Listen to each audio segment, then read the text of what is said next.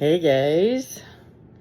So, I want to talk about something. This is going to be a little bit longer of a video because this is very deep, profound, and goes back a long way. But while I was thinking about what I was guided to talk about, I decided that I was going to do my nails. And the craziest thing is that I opened the pack and they're pink camo, first of all, and it's called Miss Fearless. These are nail strip, Color Street nail strips. I've been using them for several years, and I'm down to the last 2 packs of my stash. And anyway, so I thought that was like the perfect thing to coincide with what I'm getting ready to talk to you about.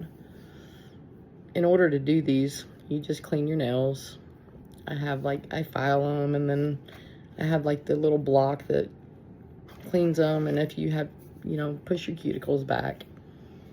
Pure acetone takes it off. Fingernail polish remover will work, but it'll take a little bit longer. Anyway, these are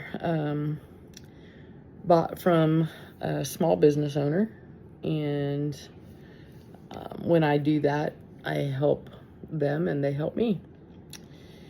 The greatest thing is they don't have to, there's nothing wet about them. So like immediately after you put them on, you can go and do whatever you want. You can do dishes or whatever. So while I'm doing my nails, I'm going to talk about being fearless in love, because there were so many times in my life that could have turned me very, very cold in love. Starting all the way back from when I was, check this out, from when I was a young child. I was physically abused from my sister, and I never really understood why. But I'm kind of learning now that I feel like it was maybe a chemical imbalance, or, demons,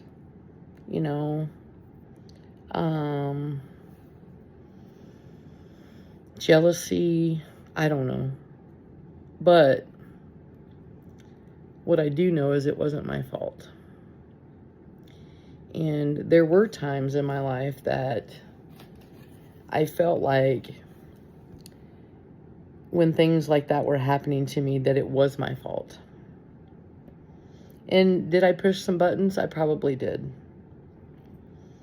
But it doesn't excuse the behavior, because abuse is abuse, and regardless of what you've done, it's not right. Nobody should beat on anybody else or, hurt anybody else or anything like that. So that was just, kind of how my life began. It wasn't fun. It was discouraging, because the ones that I felt like should be trusted the most were the ones that hurt me the most. So there was that. And then, I had a couple boyfriends that were not the greatest to me.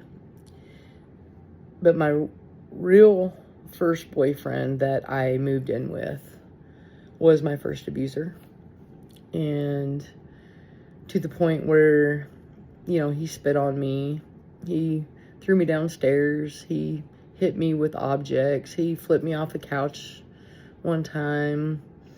He was just a real ass, And it didn't matter what I did or what I said or whatever. It didn't change his mind. He always thought, negative things, and was just very abusive towards me. So there was that. That led into, the party phase of my life, the lifestyle of being a bartender, and Having a lot of different boyfriends and things like that. And a lot of temptations that came along with that lifestyle. A lot of attention that I got being behind the bar. And, I feel like kind of when you're in that position, you're kind of like a piece of meat in a way, People come in there and they gawk at you. They watch you bend over and grab their beers, and people are always wanting to try to touch you and different stuff like that. And you get paid to look good. I got paid quite generously back then to look good, and that wasn't always being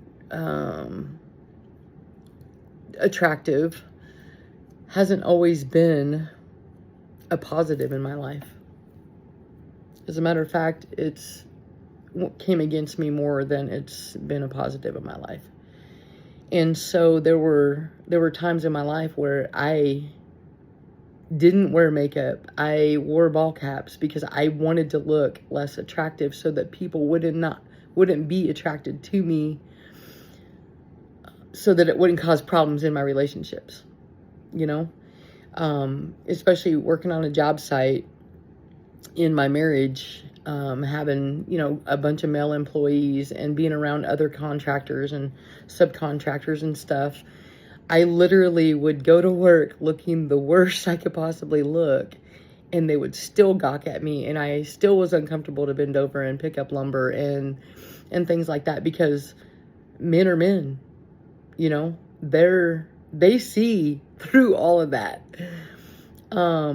If you truly have an inner beauty and a natural beauty, it's going to be seen no matter what. And that creates a lot of jealousy and a lot of envy and a lot of abuse because of it. I wasn't deliberately, parading myself around to create those types of situations for myself, but it happened. And I took the blunt of it, I took the blame for a lot of abuse in my life because I thought it was my fault. And it's not the truth, Those were projections that were placed upon me so that the person doing the abusing did not have to take responsibility. And that's a false sense of responsibility. It's bullshit. I don't know of anybody that's ever abused anybody that wants to take responsibility.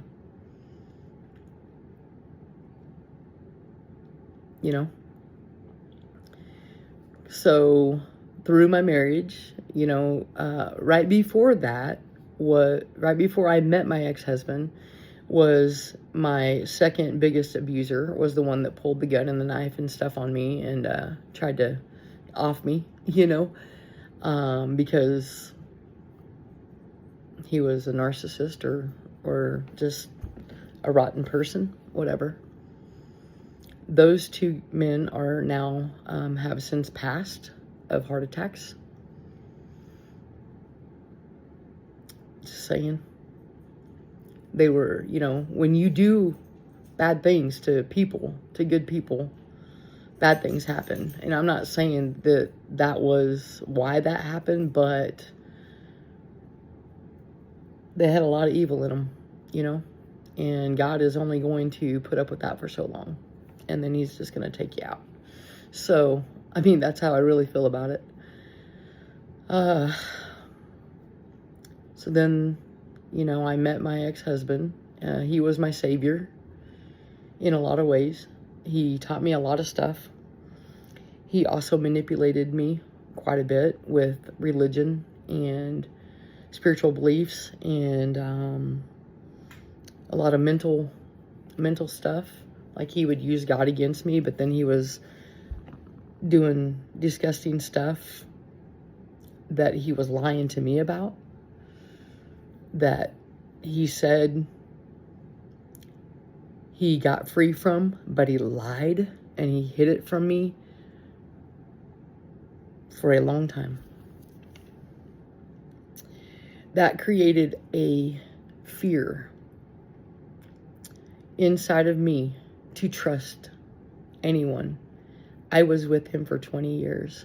I let him lead me in religion, in the household, and I believed what he was saying was true, but he was living a double life. And the darkness won out more than the light, unfortunately. So there was that. Then I moved. I divorced him, paid for everything, uprooted my whole life, came back to Nebraska, met another guy, another narcissist, went through a lot of mind manipulation, a lot of being put down, embarrassed, and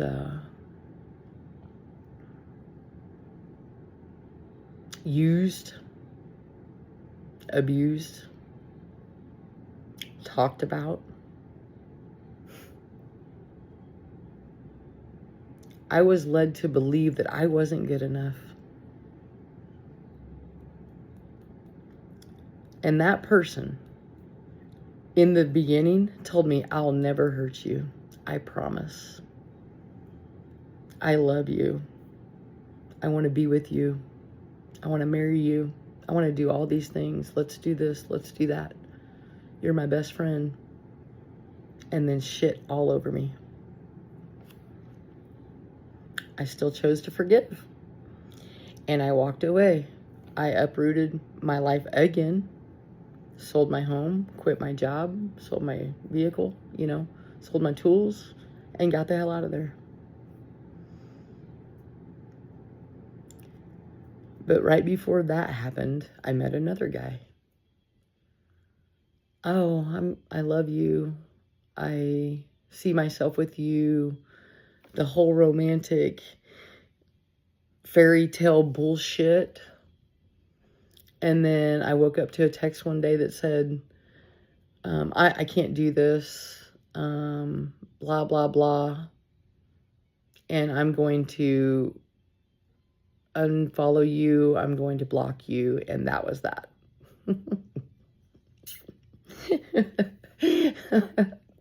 I still chose to forgive and walk away. Shortly after that, I met another guy. I thought was going to be the love of my life. He had checked all the boxes. And then became very jealous and very obsessive.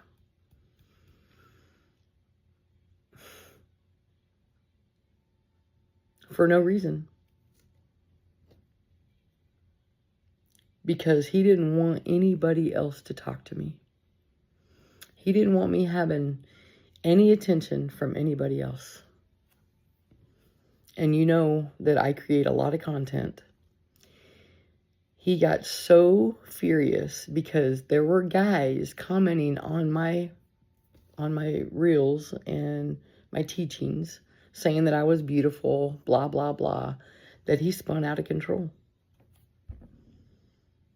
Tried to make it work, tried to be friends, got obsessive, started showing up at my place, started following me around, showing up at where I go walking, just accidentally, my ass.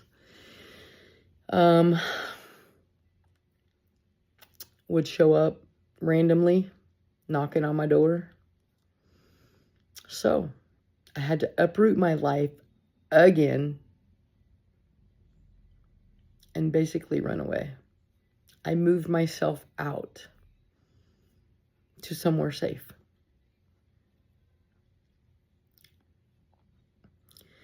Miss Fearless,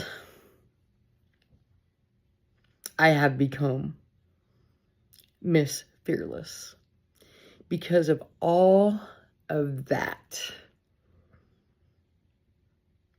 I fear no evil because I've been through the evil. I see things for what they are now. I catch the red flags pretty easily. And I might even play stupid for a little while. So that these idiots think that they got one over me. But they don't.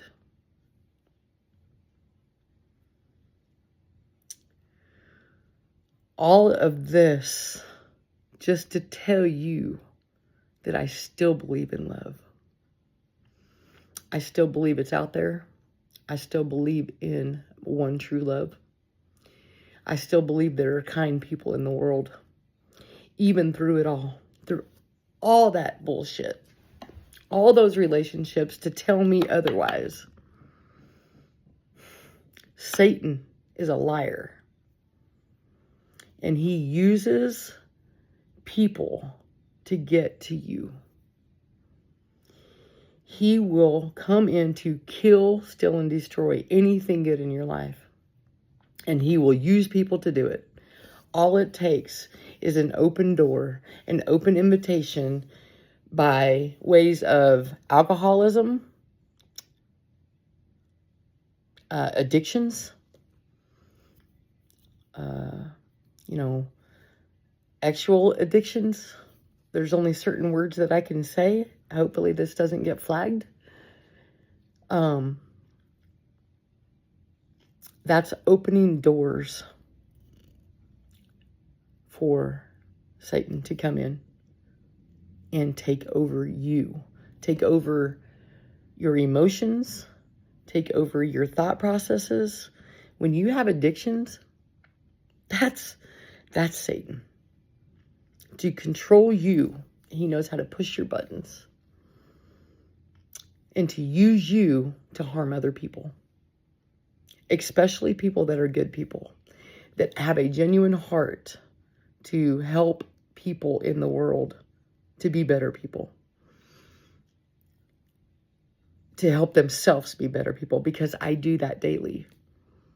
I work on myself daily to be a better person. I have done wrong things. And I was controlled by my addictions.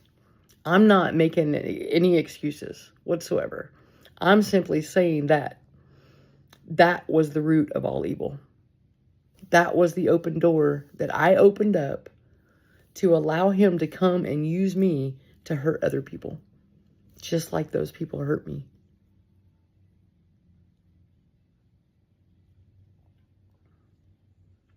But I still choose to love unconditionally. Because I know that it's not the person that I'm battling. It's the demons inside of them. When you think about it like that, you can still love. You can still believe in love. And you can still love yourself. When you realize that that is the truth, that truth will set you free. It has me over and over and over again. But today was a huge lesson for me too. As I'm speaking to you, I'm teaching myself. And I'm hearing it. And learning it as I'm teaching it to you. Because I had no idea what I was just getting ready to say. I don't remember everything I just said. I'll have to go back and watch this to even understand what it all means. But I do know that someone needed to hear that. A lot of people probably need to hear that. So if this comes across your feed, share it. Because there's someone out there that's been abused that stopped believing in love. Stop believing that it's possible. But I'm here to tell you that it's very possible. To believe in other people and to believe in yourself. I love you guys. And never give up. Never give in. Believe with your whole heart that anything is possible with God. Because without Him, why am I sitting here? I mean, really, I've been poisoned. I've been beat. I've been in accidents. Knives and guns. Drugs. Alcoholism. I've had infections that the doctors didn't even understand, that were supposed to kill me, that didn't. Damn, I hope that doesn't get me flagged. It was supposed to unalive me, but it didn't. I have a calling on my life. I know that without a shadow of a doubt, that I'm here to help other people heal right alongside of me. That truth could set you free, and it could set someone else free. Share it if you want.